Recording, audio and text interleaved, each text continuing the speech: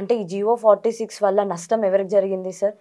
అంటే ఎలాంటి type of స్టూడెంట్స్కి జరిగిందని మీరు అనుకుంటున్నారు? గ్రామీణ ప్రాంత విద్యార్థులకు అన్యాయం జరిగింది. గ్రామీణ ప్రాంత విద్యార్థులకి ముమ్మాటికి అన్యాయం జరిగింది. వాడికి అంటే ఇప్పుడు ఒక మహబూబ్ నగర్ జిల్లా నారాయణపేట జిల్లా వాడికి 130 మార్కులు వచ్చిన ఉద్యోగం రాదు, హైదరాబాద్ నోడికి 80 మార్కులకు ఉద్యోగం వస్తుంది. హైదరాబాద్ అక్షరాస్యత ఎక్కువ ఉందా లేదంటే మరి నారాయణపేటలో ఎక్కువ ఉందా చెప్పండి. నారాయణపేట అనేది అత్యధిక తక్కువ ఉన్న అక్షరాస్యత, తక్కువ ఉన్న అక్షరాస్యత కానీ 130 మార్కులకు ఉద్యోగం వస్తుంది. హైదరాబాద్లో 80% పైన అక్షరాస్యత ఉన్న కారణేమో 80 మార్కులకు ఉద్యోగం, 60 మార్కులకు ఉద్యోగం, 55 మార్కులకు ఉద్యోగాలు వస్తున్నాయి. కాబట్టి జీవో నెంబర్ 46 ముమ్మాటికి తప్పు. గ్రామీణ ప్రాంత విద్యార్థులకు అన్యాయం జరుగుతుంది. రాబోయే నోటిఫికేషన్లు ఇలాంటి జీవోలు రాకుండా ముందస్తుగానే మేము ఫైట్ చేసి అవి ఆపడానికి ప్రయత్నం చేస్తాం. ఈసారి మాత్రం 2 వర్గాల విద్యార్థులకు న్యాయం జరిగితేనే ఈ యొక్క సమస్య అనేది పరిష్కారం అయితే నేను భావిస్తా ఉన్నాను. అది కాకుండా ఇప్పుడు మనం చూసుకున్నా కూడా ఎలక్షన్స్ మూమెంట్ లో ఎలా జరిగింది అని అంటే మాత్రము మొత్తం కాంగ్రెస్ వాళ్ళని జియో 46 వాళ్ళు గతంలోనే కలిసి ఎప్పుడంటే ప్రచారం చేస్తున్నప్పుడే కలిసి ప్రతి కాంగ్రెస్ లీడర్ వెనకాల ఈ జియో 46 వాళ్ళ ఎవరైతే స్టూడెంట్స్ ఉన్నారో, ఎవరైతే నిరుద్యోగులు వాళ్ళందరూ వాళ్ళ వెనకాల నడిచి మరి దగ్గరుండి గెలిపించామని కూడా వాళ్ళు అంటున్నారు. మరి అన్నప్పుడు కాంగ్రెస్ వాళ్ళు చెప్పినట్టు కూడా వాళ్ళ దగ్గర ప్రూఫ్స్ ఉన్నాయి. ఎలా అనంటే ఖచ్చితంగా మేము చేస్తే ఖచ్చితంగా మేమైతే ఎప్పుడైతే మేము సీఎంగా లేకపోతే మాది వస్తుందో, మా పార్టీ అనేది ఎప్పుడైతే వస్తుందో అప్పుడు పరిపాలనకు ఎప్పుడైతే వస్తుందో మేము ఖచ్చితంగా చేస్తామని చెప్పారు. సో ఇప్పటిదాకా కాంగ్రెస్ అయితే జస్ట్ వాళ్ళకి ఏమైనా వీళ్ళు వెళ్ళి కలిసినా కూడా చేస్తాం అని అంటున్నారు కానీ ఇంకా చెయ్యలేదు. ఇంకా సో నెక్స్ట్ ఎలా ఉండబోతుందని మీరు అనుకుంటున్నారు కాంగ్రెస్ గవర్నమెంట్ నుంచి? అంటే కంపల్సరీగా గవర్నమెంట్ సంబంధించి ముఖ్య నేతలందరినీ కలిసిరు. రేవంత్ రెడ్డి ముఖ్యమంత్రి గారు కావచ్చు, మంత్రులు కావచ్చు, ఇలా మంత్రులు ఉన్నటువంటి ఆయన పోటీ చేసే అభ్యర్థులందరూ వినతి పత్రాలు ఇస్తే మేము అధికారంలోకి వస్తే జీవో నెంబర్ 46 ఇంప్లిమెంట్ చెయ్యము, మీకు న్యాయం చేస్తామని హామీ ఇచ్చారు. హామీ ఇచ్చారు కాబట్టి అమలు చేయాలి. ఇది ఒకటే కాదు, 2 లక్షల ఉద్యోగాలు ఇస్తామని చెప్పారు. జీవో నెంబర్ 46 పైన వీళ్ళు హామీ ఇచ్చినారు. ప్రైవేట్ రంగంలో 70% రిజర్వేషన్ ఇస్తామని చెప్పారు. ఇవన్నీ కూడా ఉన్నాయి. కాబట్టి జీవో నెంబర్ 46కి ఈ ప్రభుత్వం న్యాయం చెయ్యాలని మేము ప్రధానంగా డిమాండ్ చేస్తున్నాం. మీరు ఎన్నికల్లో హామీ ఇచ్చారు, నిలబెట్టుకోవాల్సిందే. కానీ ఎన్నికల్లో హామీ ఇచ్చి నిలబెట్టుకున్నారు, అది నిలబెట్టుకుంటారు అనేది తర్వాత. కానీ ఇప్పుడు ఎలాగైతే ఇప్పుడు వచ్చిన వాళ్ళు జియో 46 కింద అయితే కొంతమందికి జాబ్లు ఆల్రెడీ వచ్చే ఉంటాయి, వాళ్ళు అనుకుంటున్నారు మాకు జాబులు వచ్చినాయి కదా అని. సో ఇప్పుడు వాళ్ళ పరిస్థితి ఏంటి సార్? అందుకే నేను ఏమంటున్నానంటే వాళ్ళకి ఈ ఒక్క నోటిఫికేషన్కి వాళ్ళకి రిజల్ట్ ఆల్రెడీ వచ్చింది కాబట్టి వాళ్ళకి ఇవ్వాలి. ఇప్పుడు 5,000 ఉద్యోగాలు ఉన్నాయి. టీఎస్పీసీ కానిస్టేబుల్ సంబంధించి 5,000 ఉద్యోగాలు ఉన్నాయి. 5,000 ఉద్యోగాలలో మెరిట్ లిస్టు మొత్తం తీసేసి ఇక్కడ ఎవరైతే ఉద్యోగాలు కోల్పోతున్నారో ఆల్రెడీ లిస్టులో వచ్చారు కదా, తక్కువ మార్కులతో ఉద్యోగాలు పొందినటువంటి వాళ్ళు ఉన్నారు కదా, వాళ్ళందరూ కంప్లైంట్ చేయాలి. చేసి సమస్య పరిష్కారం అవుతుంది. అంటే 5,000 ఉద్యోగాలలో టోటల్గా మెరిట్ ఆధారంగా లిస్ట్ తీయాలి. అయితే ఆల్రెడీ ఈ లిస్టులో ఉన్నటువంటి పేర్లు ఉన్నాయి కదా, ఆ లిస్టులో ఉన్న పేర్లు అందరికి ఉద్యోగాలు ఇచ్చేస్తే ఈ సమస్య పరిష్కారం అవుతుంది. అట్లా చేయాలంటే 2,000 నుంచి 2,500 ఉద్యోగాల వరకు కొత్తగా సృష్టించి 15,600 ఉద్యోగాలతో పాటుగా మరొక 2 నుంచి 2,500 ఉద్యోగాలు కొత్తగా సృష్టిస్తే ఆల్రెడీ బ్యాక్లాగ్ ఉద్యోగాలు ఉన్నాయి. పోయినసారి సుప్రీంకోర్టు దాకా ఆగిపోయినటువంటి దాదాపు 1,300 ఉద్యోగాలు మిగిలిపోయినాయి. ఆ ఉద్యోగాలు బ్యాక్లాగ్ ఉద్యోగాలు అన్నీ కలిపితే సమస్య పరిష్కారం అయితే దొరుకుతుంది.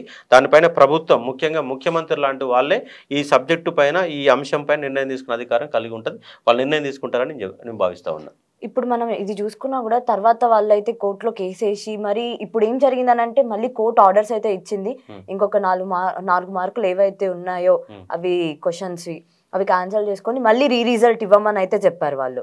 4 క్వశ్చన్లు కాదు, 4 క్వశ్చన్లతో పాటుగా మరికొంతమంది న్యాయవాదులు ఏదైతే రేజ్ చేసినటువంటి అంశాలపైన మొత్తంగా 13 క్వశ్చన్లు ఉన్నాయి. 4 క్వశ్చన్ల పంచాయతీ అనుకుంటే 13 క్వశ్చన్ల పంచాయతీ పోయింది. ఆ 13 క్వశ్చన్లతోని ఉస్మానియా యూనివర్సిటీ ప్రొఫెసర్లతోని ఒక కమిటీ ఏర్పాటు చేయమని చెప్పారు. ఆ కమిటీ బహుశా నాకు తెలిసి ఏర్పాటు అయి ఉంటుంది. ఆ కమిటీ నిర్ణయం మేరకు ఆ 13 క్వశ్చన్లు తప్ప రైటా ఏదో వాళ్ళైతే ఫైనల్ చెప్తారో ఆ ఫైనల్ ప్రకారం మళ్ళీ రిజల్ట్ అనేది మారుతుంది.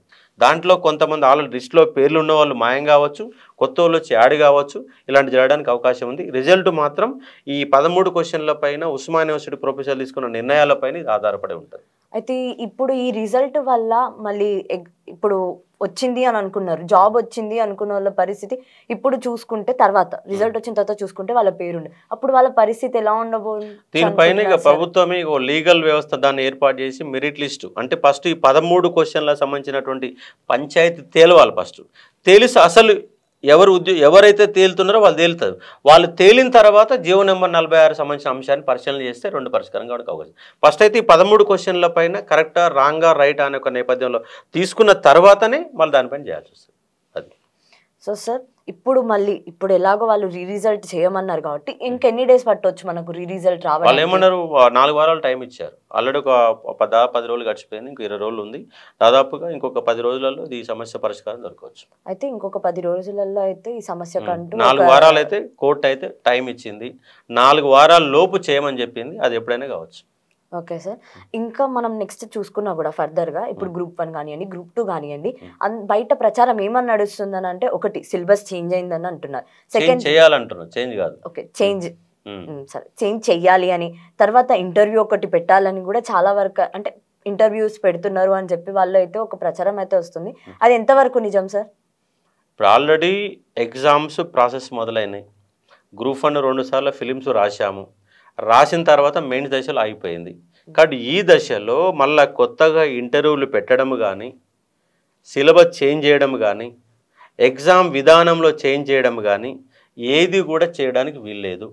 ఎందుకంటే గతంలో ఆ ప్యాటర్న్కి అనుగుణంగా మన ప్రిపరేషన్ అనేది కొనసాగినప్పుడు మధ్యలో ఇప్పుడు ఇంటర్వ్యూలు పెడతాం. మధ్యలో నువ్వు కావాలంటే ఈ నోటిఫికేషన్ అయిపోయాక సెకండ్ నోటిఫికేషన్కి దానికి ఒక కమిటీ ఏర్పాటు చేసి అవసరమా కాదా విద్యార్థుల యొక్క అభిప్రాయాలు కూడా తీసుకోవాలి. అంటే విద్యార్థుల అభిప్రాయాలు ఏం తీసుకోవాలంటే ఇక్కడ ఒక న్యాయబద్ధంగా నిర్వహిస్తారనే నమ్మకాలు ప్రభుత్వాలు కోల్పోతున్నాయి. అమ్ముకుంటున్నారు, ఒక ప్రచారం జరుగుతుంది. ఇక్కడ ఇంటర్వ్యూలలో ప్రభావితం చేస్తున్నటువంటి ఒక ప్రచారం జరిగే దాన్ని తొలగించిన తర్వాత ఈ నోటిఫికేషన్లు ఇచ్చారు. కాబట్టి ఈ నోటిఫికేషన్లు ప్రజెంట్ ఉన్నటువంటి గ్రూప్ 2 కానీ, ప్రజెంట్ ఉన్నటువంటి గ్రూప్ 1 కానీ, గ్రూప్ 3 సంబంధించిన కానీ ఎలాంటి విధానపరమైన నిర్ణయాలు తీసుకోవడానికి వీల్లేదు. మీరు తీసుకోవాల్సిన నిర్ణయాలు ఏంటంటే టీఎస్పీసీ ప్రక్షాళన చేయడమే. చైర్మన్ను మార్చడం, సభ్యుల్ని మార్చడం, లీగల్ టీంను ఏర్పాటు చేసుకోవడం, టెక్నికల్ టీంను ఏర్పాటు చేసుకోవడం, ఆ యొక్క టీఎస్పీసీలో ఉన్నటువంటి అవుట్సోర్సింగ్ ఉద్యోగులందరిని తొలగించి పర్మనెంట్ ఉద్యోగులను తీసుకొని పకడ్బందీగా ఎగ్జామ్ నిర్వహించడం. బయోమెట్రిక్ విధానంలో ఏ ఒక్క అభ్యర్థి కూడా అన్యాయం జరగదు. ఉన్నటువంటి పోస్టులు 503 ఉన్నటువంటి గ్రూప్ 1లో, 783 ఉన్నటువంటి గ్రూప్ 2లో, 1300 పైన ఉన్నటువంటి గ్రూప్ 3లో వాటికి అదనంగా మీకు శాతనైతే గవర్నమెంట్కి శాతనైతే పోస్టులు కలపండి. పోస్టు కలిపి ఎక్కువ మంది విద్యార్థులు న్యాయం చేయండి. కానీ ఈ దశలో ఇంటర్వ్యూపై జోక్యం చేసుకోవడం, సిలబస్ మారుతుందనడం, ప్యాటర్న్ మారుతుందనడం అనేది కొంతమంది సృష్టిస్తున్నటువంటి ఒక ప్రచారం మాత్రమే. ఎందుకంటే అట్లా చైర్మన్ లేడు, సభ్యులు లేరు, ఎవరు లేకుండా ఇది ఎట్లా చేంజ్ అవుతుంది? ఈ మధ్యలో వేస్తున్నట్టు పుకార్లన్నీ భావించవచ్చు కదా. కాబట్టి ఇలాంటి పుకార్లకు ఎలాంటి పరిస్థితులలో ఆస్కారం అనేది లేదు. ఇంటర్వ్యూలు పెడితే ఈ నోటిఫికేషన్ పెడితే ఎట్టి పరిస్థితులు ఒప్పుకునేది అయితే లేదు. సిలబస్ మార్చినా ఒప్పుకునేది లేదు.